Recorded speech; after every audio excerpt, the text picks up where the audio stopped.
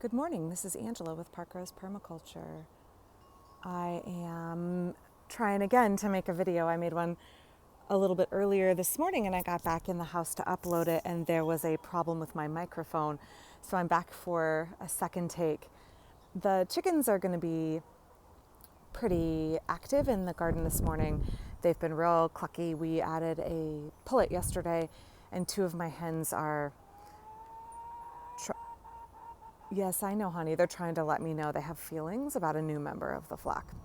So since we added a pullet and also our neighbors are raising chicks for us, I figured I would do a video discussing some permaculture concepts in terms of how we keep poultry.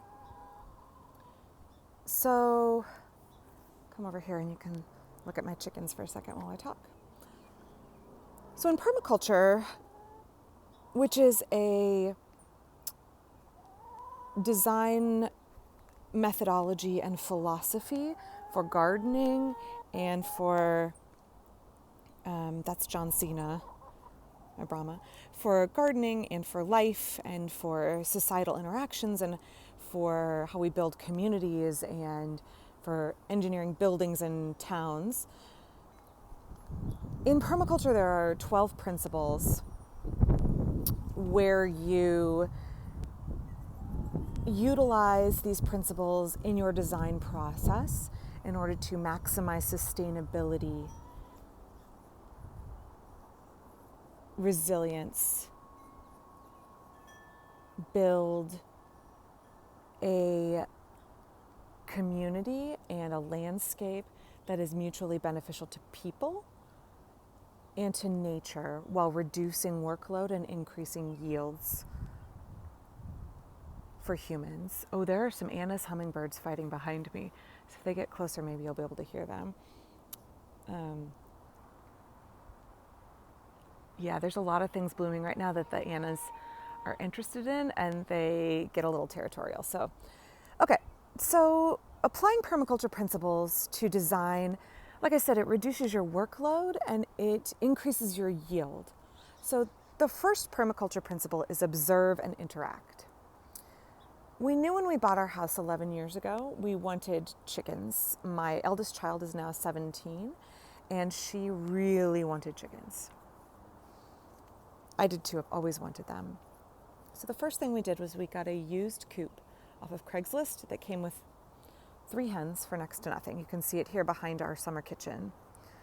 It originally had chipboard siding and we have had to replace that as it deteriorated using seconds cedar siding from the rebuilding center for next to nothing. So we got our chickens.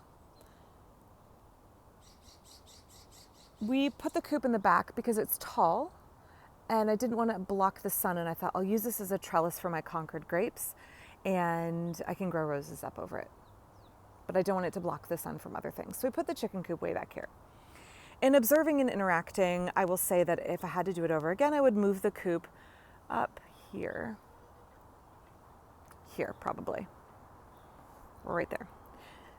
It's a little bit too far back. I would pick a smaller coop. I wouldn't put it so far away from the house. It's kind of a pain to get down there, especially when it is cold and rainy in the winter. So initially our chickens were free around the garden. This was all just weeds. There was no rain garden here. It was just weeds. What I found was that as I started planting things and adding baby perennials as my budget allowed, the chickens would destroy things because that's their nature, to scratch. And they would destroy plants.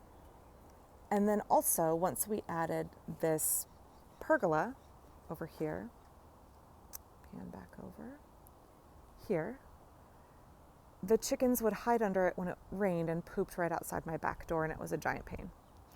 And it's Oregon, so it rains 9 months out of the year here. So this plan was not working. I'm observing, I'm interacting with my poultry, I'm interacting with my garden, and what we have is not working. The solution was to use what sheep ranchers and cattle ranchers use in permaculture, which is a rotational paddock system. So we enclosed the chickens in a run so they would stop damaging my plants. And this run was where we were planting the orchard. So they got this section here.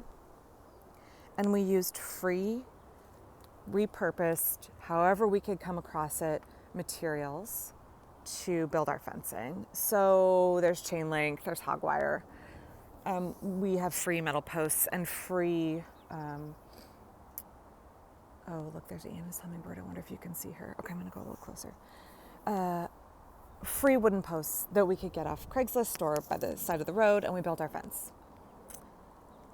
And I'm still trying to get close to this hummingbird, I'm sorry. Oh, she's pretty. So we put in this area for the chickens and ducks, and it was great, except that it's too small of an area. We started out with 12 birds. I got a poultry permit, so don't think I had 12 birds in Portland when you're only allowed to have 3. I got a poultry permit. This area was not big enough. It was muddy in the winter. They destroyed it.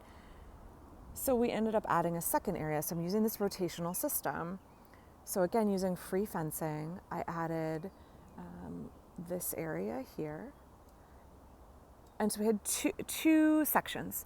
So we could switch them back and forth and let one area rest and let them into the other area to work through it. Still wasn't enough. So over time, we added a third one. One of the other permaculture principles is use slow, small solutions. So the first solution is a paddock, then 2 paddocks. I observe, I interact, I realize I need more, I add a third. So here we did have to buy some posts and some hog wire. You can see the sterile comfrey along the fence line. So this 3 paddock system is what works ideally for us. They have access to 2 paddocks at once, while the third one rests. At times when there's not as much growing in the garden, they can have access to 1 paddock and the other 2 can rest a little bit longer.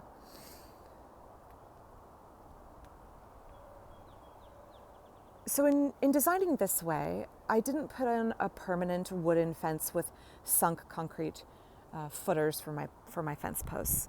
I used metal posts, sometimes with wood attached to them, and hog wire, which is easy to move. And the reason I did this is that we want to be able to make changes in the garden or in our lives with minimal labor and maximum yield.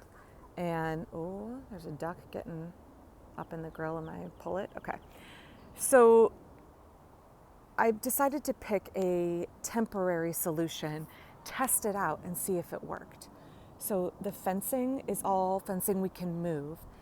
I design for a 20% failure rate in my garden, and I design for experimentation, making those slow, small changes. That's a permaculture principle, seeing if they work.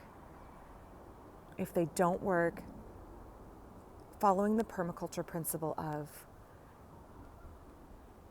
accept, apply self-regulation, and accept feedback. So you need to be able to observe and interact, and you need to be able to say, this is not working, I need to make changes, and then make small changes incrementally to improve your situation. That's all good permaculture design. So we used free pallets. We built all our fencing and our gates out of pallets. Getting hardware at the rebuilding center, hinges at the rebuilding center for next to nothing. We're building hinges out of wire and leather and things around the garden and the house. This is my Cecile Brunner rose, by the way, which looks great right now. Smells amazing. Have a little bit of an aphid problem, but you can use neem oil or a little bit of ivory dish soap diluted in water, or you can just knock them off. Okay, so that's how we applied 3 permaculture principles to our garden here in terms of taking care of the poultry. I observed and interacted. I realized that things that were happening in the garden, by being out in the garden and interacting with the poultry and with the plants, I was able to observe that things were not working the way we had them going. too much damage to the plants, too much muddy garden, too much chicken poop out my back door. I designed for small changes that could be temporary, put them in as budget allowed, tested them out to see how they worked. I observed and I accepted and applied feedback and made changes. And this system right now was working really well for us. Again, I have these fences and posts that I can move if things change in the future. That way I'm reducing labor for myself, and I am going to increase my output for the garden if I'm wasting less time. So I hope that helps give you a little bit of an outlook on how we use permaculture design principles to increase yield, decrease effort, reduce waste, benefit us and benefit the other creatures that live in our garden, get the biggest bang for our buck, and also feel fulfilled in what you're doing in the garden. Because if you're taking the time to observe and interact, and you're taking the time to apply slow, small changes, you'll feel more successful. And the reality is, if we have successes in the garden, we're out here more and we're going to be gardening more. If poultry keeping is successful because we don't take on too much of a financial burden and we don't invest too quickly in changes that may or may not work, we're gonna have a better outlook on it. We're gonna enjoy it more, and we're gonna continue to do those activities. So for me, being able to have the patience to make changes slowly, and I mean over the course of 4 or 5 years we added this system, because we didn't always have the money, or when you're waiting on free supplies that you can find at the side of the road or on Craigslist, you need to be patient. So waiting and taking the time for those changes to happen, and then observing and deciding, is this really working, and being flexible and willing to make additional changes to increase efficiency and increase well-being for you and for your animals is really important. So I hope that helps give y'all a little bit of a glimpse as to how I use some permaculture design principles in my planning. I'm going to continue to cover design principles. Hello, baby. I'm going to continue to cover design principles here over the next couple weeks, how I use them in the garden. If you are interested in learning more about permaculture design, David Holmgren's book, Holmgren, on permaculture principles, and actually just the website, permacultureprinciples.com. Great information about how to utilize the 12 principles of permaculture when designing your garden, your home, how we want to organize communities for resilience. Those are all great resources. So, all right, thank you. If you enjoyed this video, please like it. If you want to see more about permaculture, gardening, design, please subscribe to my channel. I'm going to continue to try and post a video at least 5 times a week. I want to be sure to answer your questions if you have them, so please leave them in the comments and I can cover them in videos in the future. All right, thank you. Enjoy your weekend.